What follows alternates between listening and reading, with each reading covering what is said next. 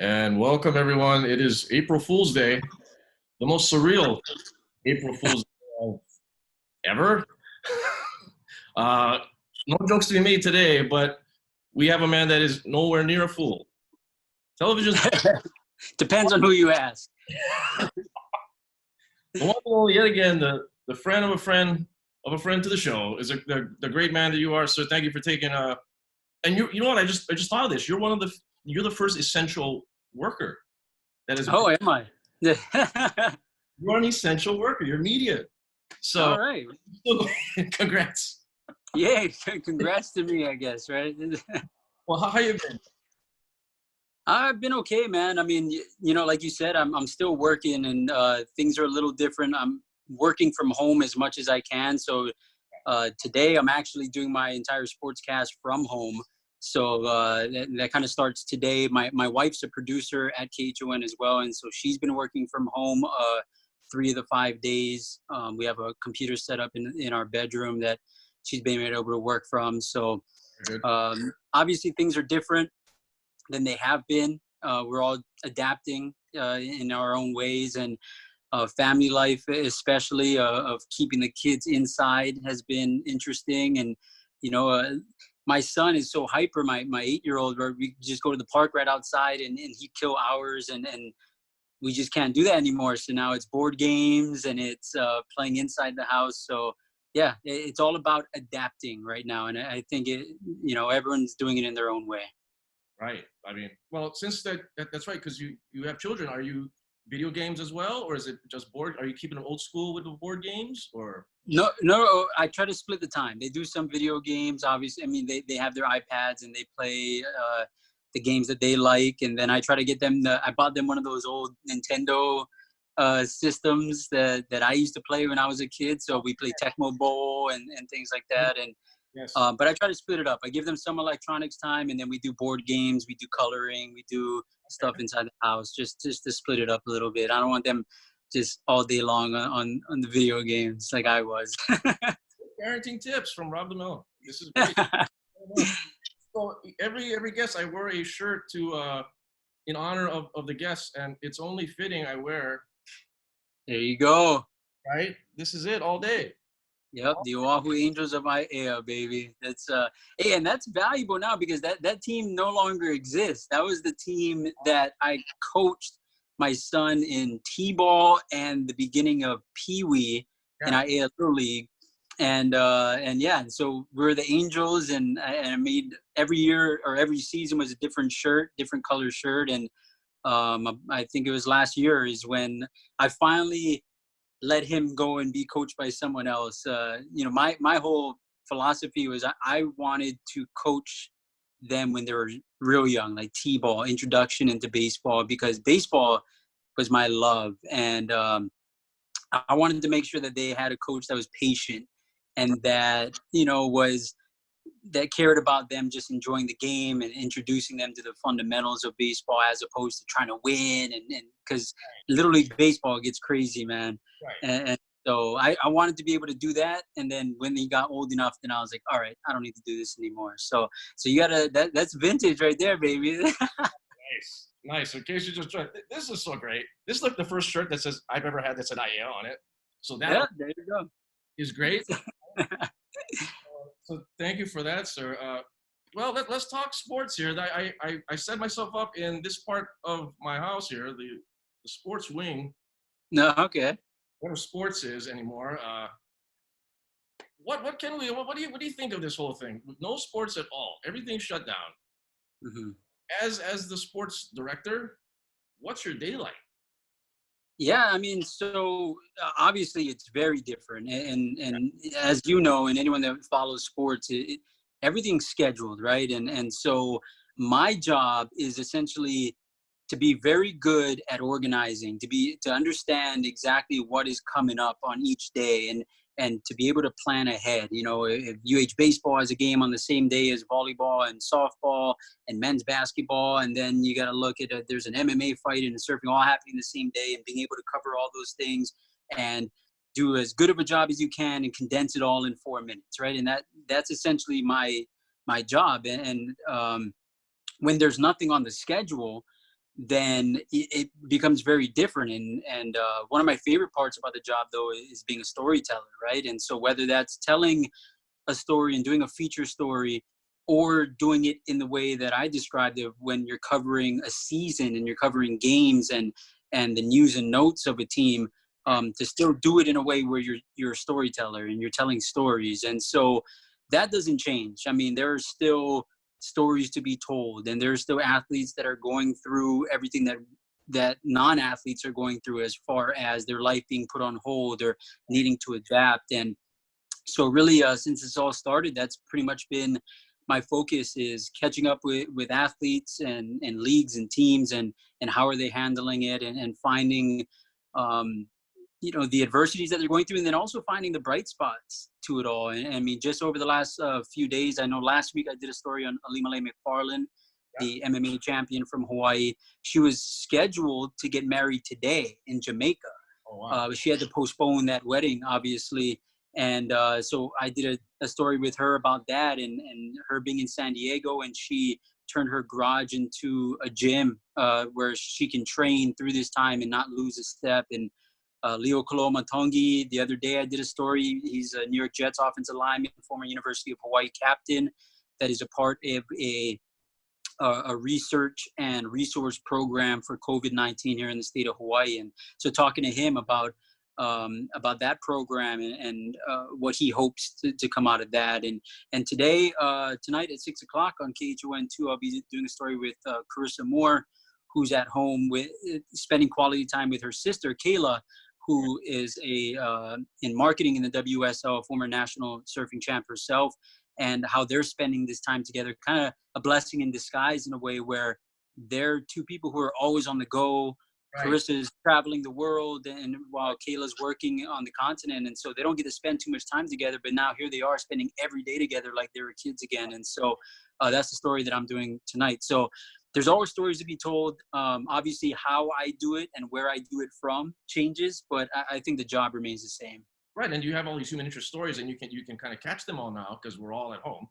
And much like we're doing right now, is we're just catching up and being like, what's your take on this whole thing? Everybody's got their own story. So, exactly. And then there's a delicate, kind of line to walk, where, you don't want it to always be, oh, how difficult is this? How are you dealing with this? Because then that gets old. I mean, even though it's different voices and different people, just trying to find different ways to tell these stories, and somehow over the next, however, who knows how long, to make each of them different, even though they're kind of all the same. We're all just going through this together, right?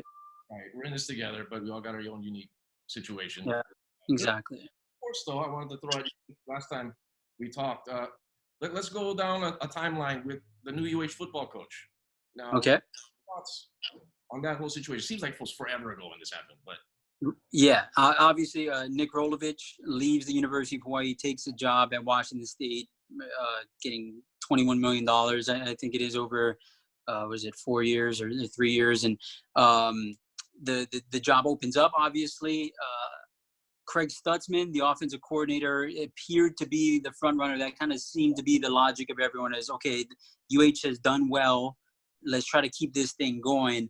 But ultimately, he, along with most of the assistant coaches under Rolovich, go to Washington State after it is announced that Todd Graham, former Arizona State head coach, had been selected as the person taking over. And it's really intriguing as far as the mindset in making that pick for athletics director David Matlin, because when you look at the hires that he made before that point, they all kind of seem to fit a certain category, where whether it's Ron Gannott, Robin Amo, Nick Rolovich, that they all were former players or former coaches within the program, that there was this background of being tied to the University of Hawaii, a son or a daughter of the program, if you will.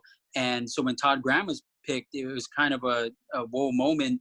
But when you look at why he was picked, and it's clear that, I mean, the guy's a winner, despite his tenure at Arizona State not ending well, where they decided to go in a different direction, bring in Herm Edwards, which is very political in itself because a new athletics director was brought in from the National Football League, and then he went and got his coach from the National Football League. And so I don't know how much of it actually had to do with Todd Graham not being there, because when you look at it, the Sun Devil program, not one that has been super successful over the years. And when you look at the 6 years that he was there, that's the best 6-year stretch in program history, even though was it the second to last year he was there, he had a losing season.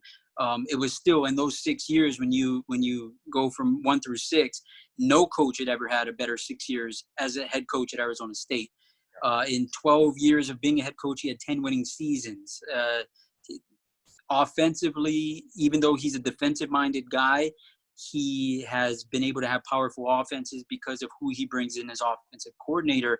And I think the most intriguing thing and impressive thing about Todd Graham is that, and it's been a while since we've talked about this, so the number escapes me right now, but I want to say there's 13 former coordinators of his in his 12 years of being a head coach that went on to become a head coach, including the Norville brothers, who are at Nevada and Florida State respectively. So he's a guy that definitely knows how to find good assistants. And I think anyone that follows college football, that might be the most underrated thing in regards to building a winning program, is finding the right people to coach alongside you. So we'll see what happens. I mean, this throws a monkey wrench into things as far as, a new guy coming in, bringing in all new coaches, inheriting a winning program, and not being able to jump in right away. So who knows? This could be a good thing. It could be a bad thing. But we'll see how it all plays out. But definitely an interesting time for UH football. And what do you think about the players who, the recruited players who signed on, basically thinking Nick was going to be there? Here's the change.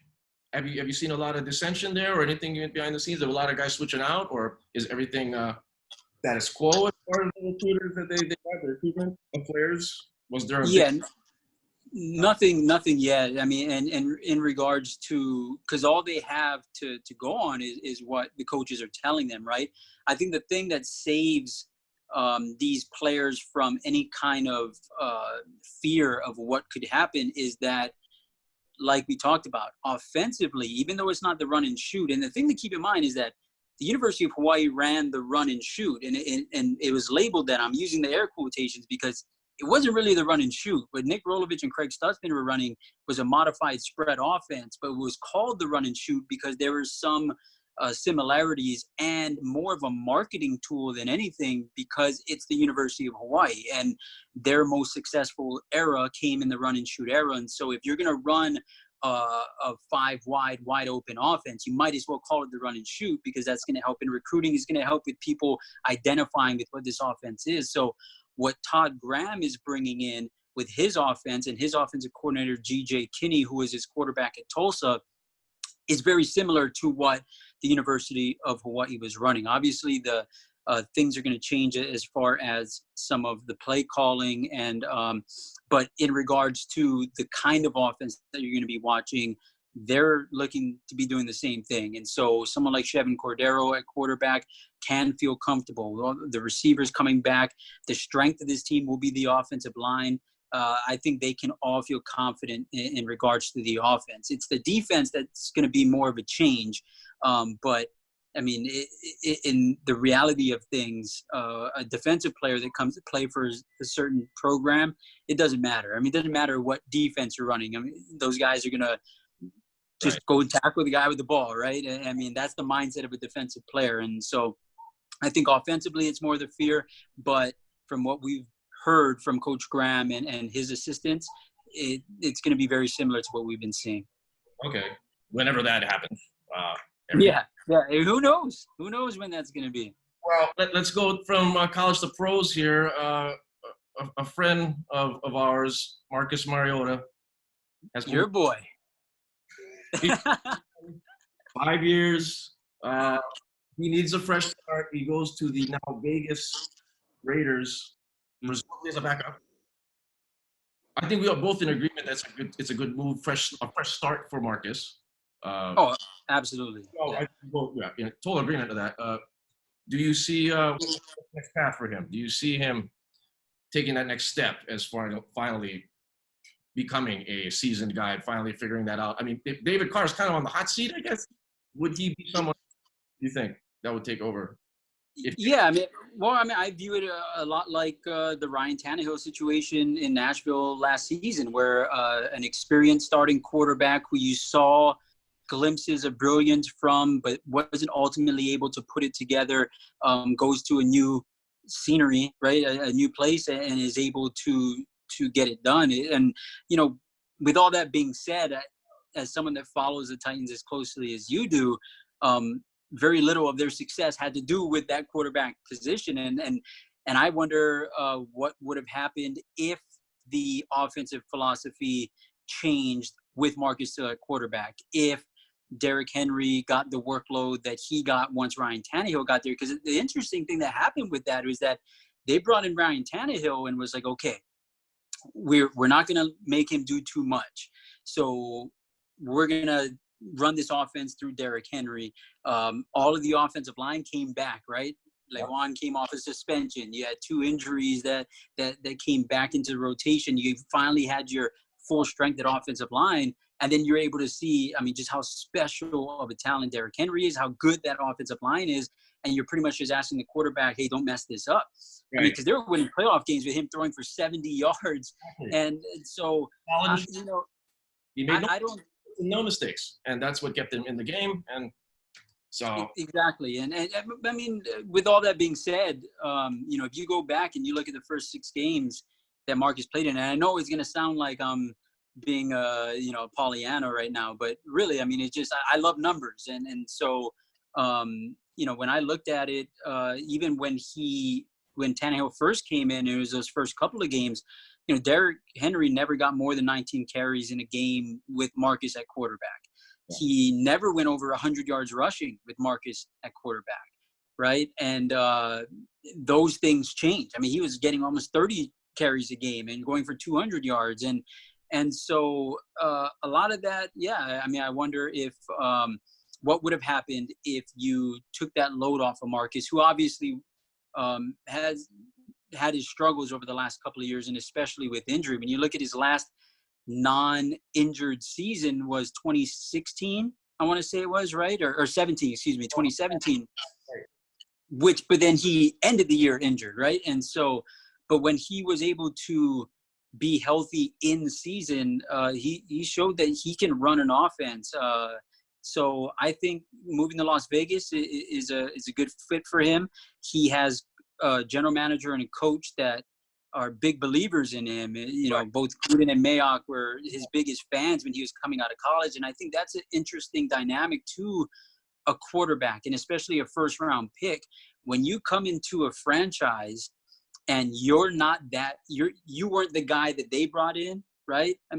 Then you don't get the same treatment. You don't get the same help, I guess you'd say. And with so much turnover in that Tennessee franchise over the years, I don't think Marcus was viewed as the guy by the time they went through all those coordinators and all those coaches. And so him going into Vegas and being viewed as a potential quarterback that could lead them if he's able to beat out Carr, then definitely I think this could be the revival of a career that I think has shown glimpses that could be something special. He's still a great athlete. He's playing closer to home. Yeah, for sure. People in the crowd now, so there's that. That'll probably maybe hopefully change his morale.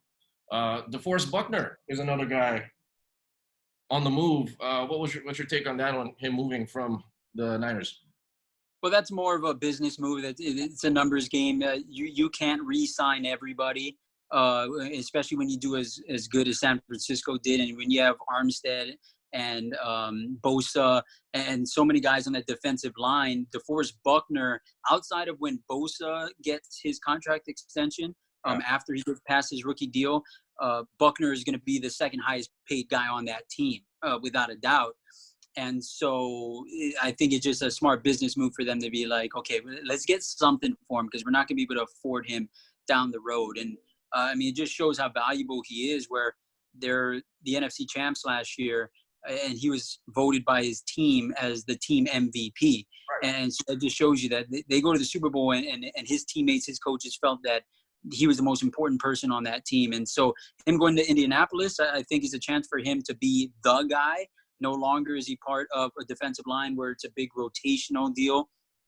He's the guy, and he's getting paid like the guy after getting that contract extension, almost $100 million upon being traded. So I'm excited to see what happens in Indianapolis. That's a good team that just missing a few pieces after Andrew Luck got up and retired, and so we'll see what happens. That right. Division is going to be tough. Well, very interesting. Phillip Rivers, do you think she still has anything left in the tank? Yeah, I mean, he's a talented guy that definitely goes to a better offensive line immediately in Indianapolis. That O-line's pretty good, and I don't know if the weapons are better, but you know, he's a guy with a strong arm, and so if he's given time in the pocket, he could really be trouble for some people. And so that's the hope for Indianapolis, right? Is that if he's not on his butt, then maybe he can do some damage in that division. So we'll see what happens. Well, we'll see what happens with all these sports. Who knows? Yeah. Football will begin. Let's look at some of the other sports now. We're both fans of this team, the Los Angeles of Anaheim. Still called that. Baseball season should be now, and it's not. Where do you see that? What do you predict is going to happen with baseball? You know, I wish I was smart enough to be able to predict what could potentially happen. I have no clue. I mean, if there is a sport that could get started before some of the other major sports, I think given how baseball operates, it could be baseball because, I mean, there's social distance, right? Everyone's spread out, and you could do it without a crowd. I haven't seen this written anywhere. I mean, I'm sure there's people smarter than me that have been already talking about this, but I've always thought or thinking about it over the last couple of weeks is that, okay, if baseball were to start, it probably makes a lot of sense to not send them to their respective ballparks in their respective cities, right? You have spring training. Split up the American League and National League between Arizona and Florida. You put all the National League teams in, let's say, Florida. You put all the American League teams in Arizona. You kind of tweak the schedule where you're not doing interleague play, and everyone just plays amongst themselves at those spring training facilities. Right. You don't need a crowd there. You just get the TV equipment. You can televise these games. You can put them on ESPN, on MLB Network, and in FS1. You keep those TV contracts going, and you just play out the season. Now, the only thing I wonder is that that's still a lot of people being thrown together in these dorms, right, in the training camp facilities. And if that's what we're trying to avoid, then I don't know if that makes sense. So, but, if there's a way to monitor these guys and to have the proper medical staff and the testing on site, then I think it could be possible for baseball. I think it would be a lot easier than say basketball, where you don't have that type of setting in place. I mean, unless you send everyone to one city and then, the teams just all play out of one venue or whatever. But I mean, it's a scary thought in regards to when we could see pro sports, collegiate sports return in the way that we are used to seeing it. Now, I've already kind of accepted the notion that when it returns, it won't return in its full capacity, right? And I mean, we could be looking at a college football season that has no crowd. If that were to even happen, if there is a college football season, or if there is a season in the fall, things are going to be different for a while. And so I think once everyone kind of comes to terms with that, and I'm sure the respective leagues and organizations have, then you can start planning to, okay, how can we get this done? Because I do think that having sports, it will be a part of the healing process once things start to get a little bit on track. I mean, you look at, how desperately people are just looking for things to consume and things to keep them entertained, where Tiger King becomes the crazy phenomenon that it is, where, I mean, at any other time, I mean, I do think it's entertaining, and we watched it, my wife and I, but Frankly, I think at any other time, it's not as big as it is right now. we ain't watching this. We would have to be really forced to watch this show. Really. Yeah. Did you enjoy this? Did you watch the whole thing? I watched the whole thing, and I only watched one episode, so tell me, should I continue? yeah, I mean, continue. I mean, why not? I mean, you know, because it more than anything, it's done well. It's edited well. The ebbs and the flows of it are done really well. I mean, so from someone that puts together content and edits things and is a storyteller, right? From that standpoint, it's well done. It's crazy, man. Like, you know, I tried to describe it to someone the other day, and I was like, just imagine if like an episode of Jerry Springer was set in a zoo and everyone was on meth. That's pretty much what Tiger King is. And so when I describe it like that, you say to yourself, I watched that, right? I watched the first one. I'm like, okay, have you seen like other documentaries on Netflix? And there's a lot of wacky, wild ones on there. There's the Don't F with Cats. I still think that's the best documentary maybe I've ever seen. I got it up here, so it's a hard thing to follow, right? So I guess I need to watch it more.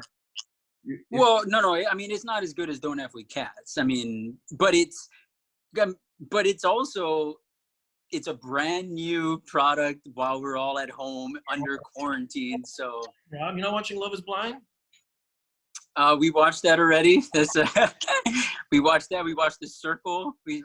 I pretty much I spend my whole day just surrounded in sports, right, in the sports world. And so when I get home, there's not a lot of sports on TV here, and I just let my wife kind of own the remote. And so so those Netflix, The Circle, Love Is Blind, all those, we watch them all.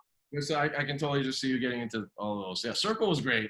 Love Is Blind had its moments. Who's that one guy that everybody didn't like? What was that one? What was it, Barnett? You remember Barnett, yeah. Well, I think that the one that no one liked was the chick that was always drunk. That was her, Jessica, I think her name is. What was her name? Jessica? What was her name? I think Jessica, yeah. She was out there, man. Yeah, that's all what we got.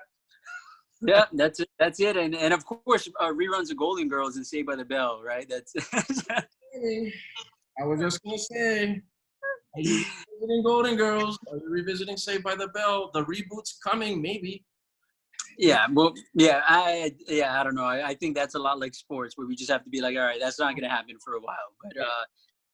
But reruns of Golden Girls and Saved by the Bell, that's the norm in the DeMello household. That's it. I don't need a stay-at-home order for that to be on, man. That's white noise background viewing here in this house, for real. If there's nothing on, or if we're just cleaning or whatever it is, right, we power that up. Yeah. I was a little saddened that you didn't join me at the Comic-Con for Mark Paul Gosselaar. No. Yeah. Where the hell were you? It was you and me, man. We're supposed to go and show our support because no one else did. Hey, I'll tell you what. You texted me. I was working that day, so I literally couldn't go. But I'll be completely honest. I'm not. If I wasn't working, I'm not sure if I would have gone. But I enjoyed seeing that you went, and I felt like I lived through you vicariously, right? If Kelly Kapowski was there, though, automatic. Maybe. Yeah, that probably would have that would have sent me. Yeah, that would have been automatic. I think it's a very scary place. Okay, and I've said this before. People, I don't know where they came out from, where they came from. They came from somewhere, and there's a weird smell when you go in there. No lie. And people coming out of the parents' basement for the first time, and it's just, you got to maneuver. Well, I think the smell is, a lot of people are in costume, right? And those things are, I mean, we're in Hawaii. It's hot. And yes, it's hot. I don't think that. And I go to Mark Paul's line. There's no one in this line. Of course not. Yeah. It was just sad, right? So go in there. He's got the deal, 2 for $80. You get the picture, and then you get that. Wow. 2 for $80, man. That guy's living large, huh? It's still. He's like asking me for like pose it, Joe, because my wife was there. So, oh, do you want her to be in the picture? I don't know what do you want to do. Oh, you know what? We'll take a second picture. So we got 2 pictures. Wow. Hey, note to self, if you're ever gonna go meet Mark Paul Gosselaar, you bring a woman with you, and then boom, you get an extra picture. Look at that. Super nice guy though. He was cool. I jokingly told him like I braved through the nerds to come to see you. He got the joke, and he did a little Q&A. Talked about. All right, were you the 7 millionth person to call him Preppy? I did not say anything of that nature. I kept it. I knew you wouldn't. I just went up to, I said, Mark Paul. Mark Paul. You didn't even call him Zach? I didn't call him Zach. Oh, wait. Did you explain to him Zach Morris? I did tell him that. I did tell him my DJ name is Zach Morris. And then he strangely asked me, like, after I said that, how long have I been DJing for? Which, that caught me off guard. I didn't think he'd cared. And then I just told him, he asked me if I was born and raised here. I said, yeah. And he was cool. And he talked about Zach Morris's trash. He gets it. He gets that everybody knows that Zach Morris is supposed to be this evil douche. And he played that up. And they talked about the new show. He's going to be the governor. Oh. He plays the governor. Spoiler alert, huh? And then he has a son. His son is named Mac Morris. This is what he told us.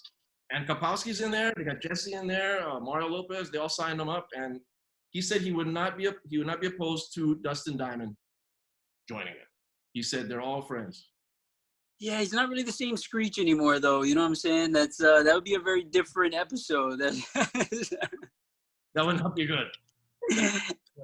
But so along with that, there's one thing that we've never talked about on the numerous times you've been on the show is pro wrestling. Okay. So have you been watching some of them? Are you a subscriber of the WWE Network? You know, I still subscribe because my son likes to watch it. He was super into it maybe from age like 5 to 7. Not so much anymore, but he likes the battle royals and the Royal Rumble. So we'll find like an old Royal Rumble and he'll watch. He digs those, and he'll play with his wrestling toys. And I don't really watch anymore. And I haven't in a while. Like I watch with him. So if he wants to watch, I'll watch, kind of a thing. But for me, age 5 till probably 18 or so, I mean, it was it was up there with baseball and football and basketball, and I was obsessed. And I was like a full-on WCW NWA fan more than WWF at the time, right? And so I was all about it, man. All about it. Like 1990s wrestling. Yes. Talk for hours about it. Can't compare. Because it took in the early to mid 90s, and then it amazingly shot back up with with like the Attitude Era and all that, right? And we probably tuned out people already on this chat, but yeah, that's always the thing. We always got to go back to it. Really shaped our lives. That never happened. Oh no, hey, so honestly, I mean, with wanting to be a sportscaster, right? When I was a little kid, and I think I told you this story the first time that I was ever on this show was, the first time I ever said I wanted to be a sportscaster, I was in the 1st grade and I just said it. It was one of those things where the teacher was asking what everyone wants to be. And I was one of the last people to go, and everyone in front of me was saying the same things, right? I want to be a teacher and a police officer and a firefighter. And it got to me, and I remember this vividly of just trying to think of something else. Like, I want to be and I just thought of Les Kiter, who my dad watched KHON all the time when I was a kid. And so I just said, I want to be Les Kiter. Yeah. And so my teacher said, all right, that's a sportscaster. So I said, all right, I want to be a sportscaster. And literally from that day on, I would just tell everyone I want to be a sportscaster. And so as the years went on and as I got older, it was just in my head that I want to be a sportscaster. And so that's kind of how I spent my whole childhood, is wanting to be a sportscaster. And really, Jim Ross was the person that I was probably the most fascinated with because of his vocabulary and because of his excitement. And so I mean, outside of the local sportscasters on TV here in Hawaii that I would watch every night, and especially because, as I got older, my parents knew what I wanted to be. And so, they would call me in, oh, sports is on. And so I'd watch, whether it be Bob Hogue or Les Kiter, Ron Mizutani, Robert Kikala, whoever it was. Outside of those guys, Jim Ross was like my hero.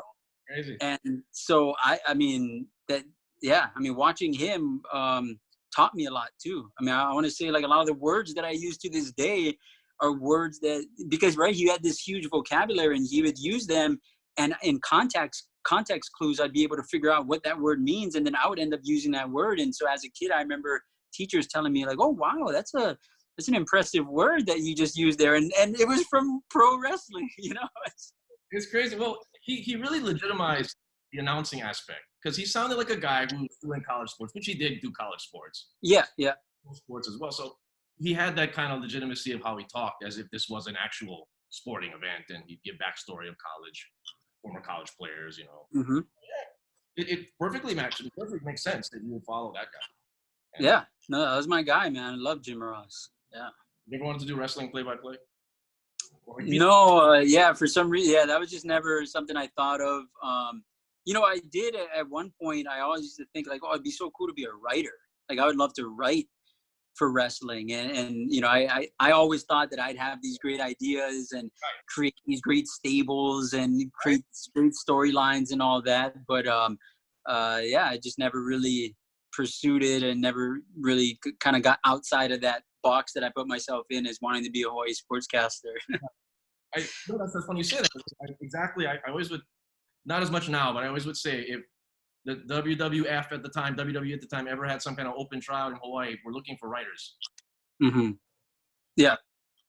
I'd be down. Yeah. Wouldn't that be the ultimate? I mean, it's probably like going to kick your butt in work, because you got to fly. Oh, I'm sure. And I'm sure the anxiety that comes with it. I mean, because you're writing the lives of people and the livelihoods of these like performers, right? And not only are they performers, but they're like 6'6" and 300 pounds, and you're telling them like, no, sorry, bro, you're gonna lose today, and you're not gonna be anywhere on television or whatever it is, right? And that probably can't be easy to do. Very political, but yeah. Well, I gotta say, along with Golden Girls, along with Saved by the Bell, what else are you watching television wise besides the Netflix? Anything else? Okay, so I already explained that my wife owns the remote here in this house on the couch that we watch it on, and I may regret saying this, but if you could think of just a horrible reality show, we watch it. Like Vanderpump Rules, Ooh. Jersey Shore Reunion. You guys are watching that? Yeah. Yeah, we watch. I can't even think of some of the other ones that we watch. But Vanderpump Rules is a mainstay that we watch a lot of that. And really, and truth be told, when we first started watching it, it was just like, okay, yeah, we'll watch this, hun. Like, and I remember the first few weeks is kind of just like, this guy is such a douchebag or whatever. I'm like, oh my God. And then I guess the war of attrition, like I kind of just tapped out. And then now it's like, hey, it's Tuesday, let's watch Vanderpump Rules, or like, and give me my wine or whatever it is. So, yeah, man, I got to be honest. That's what we watch. Being that the wife owns the TV, Hallmark Channel, yes or no to this? Is she a fan of the Hallmark Channel? I can't say we ever watched the Hallmark Channel, no. Yeah, she's no. It's strictly like just real bad reality television. That's what we watch. Although she watched This Is Us, she got really into, and I watched the season, and then I told her, I was like, you know what? There's on Sundays I work and she doesn't. I was like, just watch it on Sundays because I can't deal anymore. Because the show would end and I'd be like depressed. I'd be, and I'm like, come on, like. What is supposed to be entertaining? Right, crying. I come home from work some days, my wife's on the couch, she's crying. I'm like, what's going on? Yeah. And I look at the TV, This Is Us going on. I mean, yeah. The show. So Same thing. It's like it's traumatic, man. Every time, I open the door coming home from work, and her eyes are all red, and there's tears, and I'm thinking like, oh my gosh, what's going on? Like, are you leaving? Like, no, just watching This Is Us, and Yeah, man, that's a hard no for me. Well, that's good that you're not watching the Hallmark Channel because that's a Yeah. whole. Which I'm surprised kind of that you're not because they bring back a lot of old '90s actors and actresses on there. Like Candace Cameron Bure is like the heavy hitter of that channel. Okay, but I think the main reason why is that we're both pretty busy, and so our TV time, like we can't watch like those Hallmark movies. You know what I mean? Like it's like 40-minute viewing, or and that's kind of like an hour-long show that's on DVR that you can fast forward through the commercials. Right. But I gotta say, I have a new show in this house that we watch all the time. And it's not a new show by any stretch of the imagination. Wheel of Fortune. My son, who turns 1 year old on the 15th of this month, is obsessed with Wheel of Fortune. And I can't remember how we figured this out, but he's super hyper and he's always crawling around and playing. But if Wheel of Fortune is on, he'll stop everything and he'll sit up and he'll just watch and he'll smile at the TV. And I don't know if it's the noise of the wheel and the dinging but yeah. So if there's if he's too out of control and he's crying, or he won't drink his milk or whatever, we have 15 episodes of Wheel of Fortune on the DVR, and so we just randomly pick one of them, we play it, and he's a happy child. So Wheel of Fortune added to the mix. Shout out Pat Sajak for the win. Vanna White, right? The GOAT, man. Go figure, right? And then what about Jeopardy? Any of the other game shows? No, well, we haven't tried. I'm sure anything with dinging and bells would probably work, but we're just sticking to Wheel of Fortune at this point. So to switch gears, how's Joe Moore doing? How's he hanging in there? He's cutting jokes like every show on the news. It seems like. Speaking of the GOAT, man, yeah, Joe Moore, man, he's still doing his thing, and I love working with Joe. He's the man, and he used to do the 5:36, 10 o'clock, and now he's just doing the 5:30 and the 6, and so cutting back a little bit, and which is a good thing because if he were doing all the shows and getting home at midnight like most of us do, that probably would force him to not want to do this longer, right? And so maybe cutting it back a little bit means that we have Joe in our living rooms for many more years to come. But he's doing great. He's a big, healthy guy, and I've been working with him for 10 years. May 1st of this year makes 10 years I've been at KHON. Really? And over those 10 years, I mean, Joe's exactly the same. So I love working with him. He's a great guy. Yeah, he's always been the same on the air. Even kids, right? He always makes a little side remarks after he comes back. And remarks that only Joe could make. And anyone else tried to make that, it just wouldn't work, right? It has to be Joe. And to be honest, the only thing that kind of bums me out over the years of working with Joe is that when I first got there, we used to be able to just, after the sportscast, we would just voila out, man. We would talk about, he'd ask me a question, and we just talk, and we go way past the time of the news. But as the years went on and, automation started and all that, now there's hard cutoff times. And so years prior, the news was supposed to end, let's say, at 10:33. Sometimes we'd get off at 10:35, and then Inside Edition or whatever comes on next would just be pushed back a little bit. But now, because of DVRs and because of the hard out times, there's like a hard goodbye. And so if you're talking, when it gets to that time, it just cuts off and starts the next show. And so we have to be really careful with that. And so that's what I miss the most, is because I remember, some of my fondest memories of working with Joe were just he and I just, shooting the breeze right on air after the sportscast is over. Now that happens a lot less because there's just less time after the sports. So you'll notice that now, sometimes maybe he'll even ask me a question. Because he's Joe, he don't care, right? He don't care that he's about to get cut off, and I do. I'm a little more like, oh God, we can't do this, and the producers in my ear like, wrap it up. And so sometimes Joe will ask me a question, it'll be like a question that requires a lengthy answer, but I know I only have 9 seconds to answer, and so sometimes it's like I just sound like a moron because I'm just like, oh, Jello, and so that's the big bummer, I think, over the years, is just not being able to have those moments with Joe anymore, but still love working with him. Yeah. Okay. So that clears up a lot, because I was wondering, periodically you would just do the hard cut and get out of there.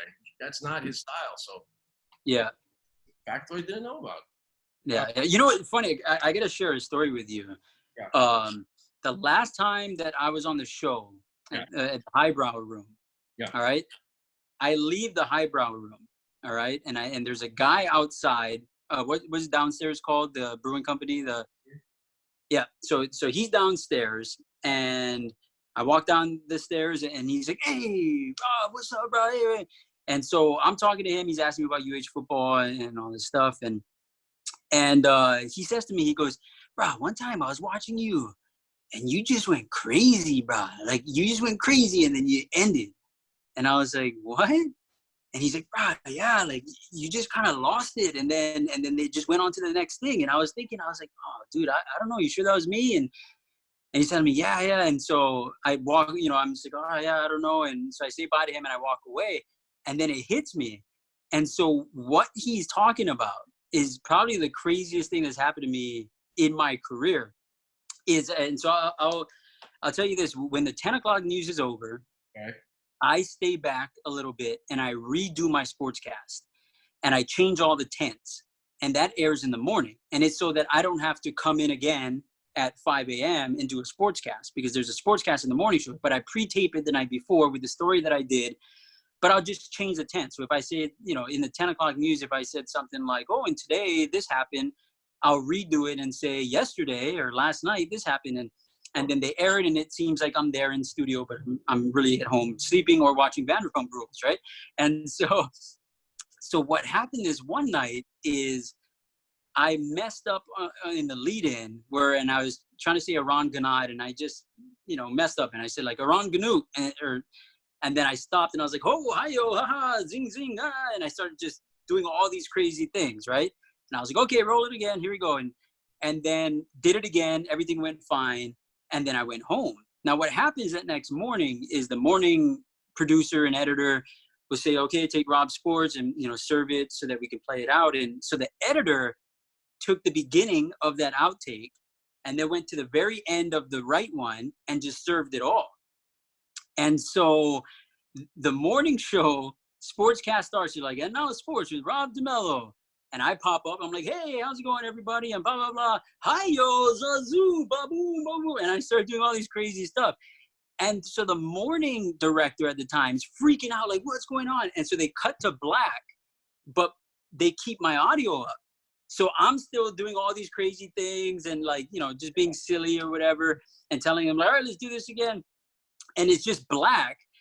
And then they cut to Kelly Simic, who's at the Weather Center, because she was going to be up next. So they cut to her, and God bless her. But what she should have done was said, like, "Oh, obviously there's some technical difficulties with the tape and, whatever, right?" But I guess she has in mind that we don't want to tell people that I'm not there right now because it seems like I'm there, right? So instead, she just goes, "Thanks, Rob," and then starts doing the weather. So what the people at home saw was me just going off the rails, them cutting the black. I'm still going off the rails. They cut to Kelly, and she's like, "Thanks, Rob." And so it looks like that was my sportscast for the day.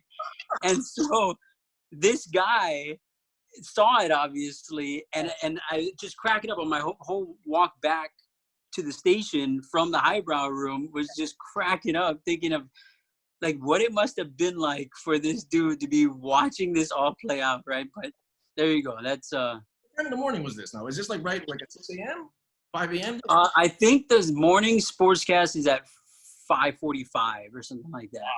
So yeah, so I mean, I don't know how many people are watching at 5:45 in the morning. I mean, it's a lot better than it happening at 6 p.m., right? But still, yeah, that's one of those moments, those TV moments for you. That one, Rob. Is it up somewhere? It's got to be up somewhere. Someone had. I have it. I have a copy of it, I believe, on one of my laptops, because I remember when it first. So I didn't know that it happened until later in the day. Yeah. Or I remember waking up. My mom sent a text saying, like, "Hey, son, are you on drugs? Ha ha ha." And my mom's funny, and so I was just like, "Oh, okay, whatever." And it wasn't until I got into work that day that someone explained to me what happened, and I was like, "Oh gosh!" And so I saved it and then deleted it from the server of so that all my colleagues couldn't go and replay it and watch it and all that. And so I think I have a copy and Sam Spangler has a copy, and I'll take that to my grave. Feel free to message me that. I can post that up here on the Sleep Time. Yeah. Wow. I gotta see this now. I gotta see. Yeah. Crazy. Which I don't think I've ever seen you. You've always been a poised guy. So. You drink wine, right? I drink wine. Yeah. Anything else so that's at home? Anything else? Are you a beer guy, a whiskey guy? No, not so. I mean, whiskey sometimes. I mean, with a certain group of friends that are all whiskey drinkers, and like they're super into it. Like I don't even know like the numbers, and like they send me text. I'm on this group text, and this Japanese whiskey, and they're like, oh, I got such and such 21 and such 17 and whatever, and I don't know what that means. So I just like play along, like awesome, bro. Like, but and in reality, even with my wine, like. I mean, I just drink it to relax. I'm not a big foodie either, right? So I mean, I just eat to eat. So I'm not exciting to talk to about that. But I enjoy my wine after a long night of work for sure. And as I'm watching these horrible television shows that my wife picks out for us. I can't believe you watch Vanderpump Rules. I really would never have thought. Wife. Do you watch it though, or are you just saying that you don't like it because you know what it is? I mean, I can't tell. I've seen commercials of this thing, and it just looks unbearable. Like Jersey Shore, I got into Jersey Shore a long time ago, but then now, like 40, 45. These guys. I mean, like how old? Yeah. It's ridiculous. So, but then again, I'm watching Hallmark Channel, so we're both screwed. Yeah. Hey, man. Hey, happy wife, happy life, right? That's all we got. Yeah. Before we head on out here, I wanted to show you this because this right here, here, there. That's we made. That's the 1,001 cranes we did for our wedding. Yeah, that's amazing. I only made one, and then she said, well, she makes 1,000, and then I do the whole thing. So we did that. I wanted you to see that there. That's how much fanatical, I guess, we both are with baseball. Basketball and football, I am. She could give a rip. But then, and it's our initials as well. A being my name, and that's perfect, bro. I love it, man. How long did that take? That's a good question. How long did that take? She's currently here.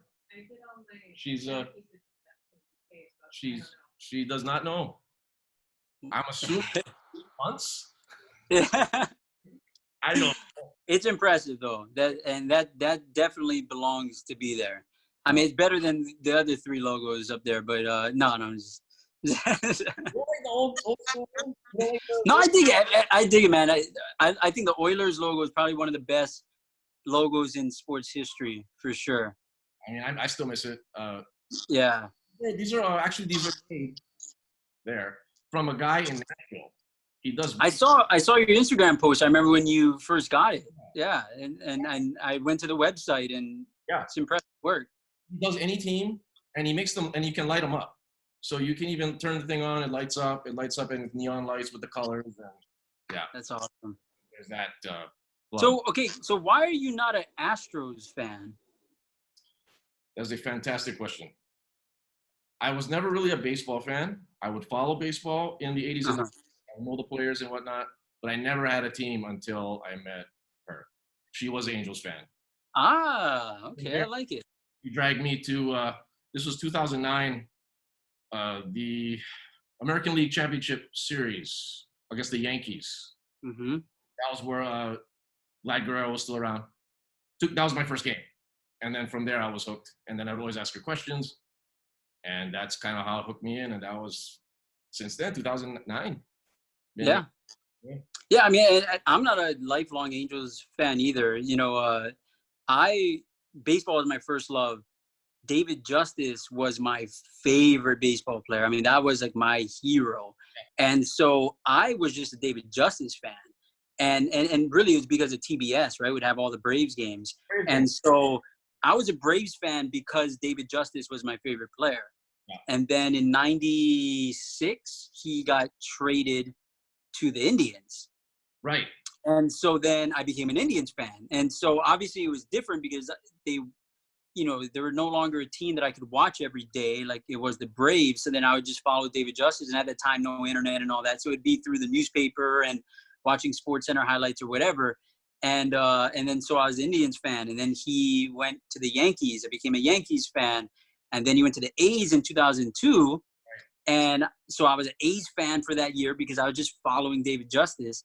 And then he retired at the end of that season. And so in 2002, I realized, like, I don't have a team to cheer for. And so at that time, I don't know if you remember, but the Seattle Mariners on Oceanic Cable, you could order their entire season on pay-per-view. And so I ordered the Mariners season. And so you're able to watch the Mariners every single day. And so I was like, oh, I'll be a Mariners fan because I can watch them every day. And that's what I missed about the Braves being on TBS, was that it's a team I could watch every day. And so for that 2003 year, I think it was, 2003, I watched all the Mariner games and I was all into the Mariners. And then that Major League Baseball blackout started. Yeah. Where, a bunch of these teams were blacked out. And so I couldn't watch them anymore. And I realized how much I enjoyed being able to watch a team every day. And even if it was just on in the background or whatever, just to be able to have that. And so then it was like, okay, well, we have the Angels and we have the Dodgers on TV in Hawaii every day. And at that time it was either Prime Ticket or Fox Sports West. And so I just saw the history of the Dodgers, right? And be like, it would be kind of weird to cheer for the Dodgers. Like, I remember them winning a World Series as a kid and like having all this history of all these legendary players, where the Angels, even though they won it in 2002, like, outside of that, the only memory I have of the Angels is like Reggie Jackson and Naked Gun, right? And so I was like, I'll just be an Angels fan. And that's how it started. Oh, nice. Interesting. Yeah. Because before, you had David Justice. I was a Kirby Puckett fan. Oh, okay.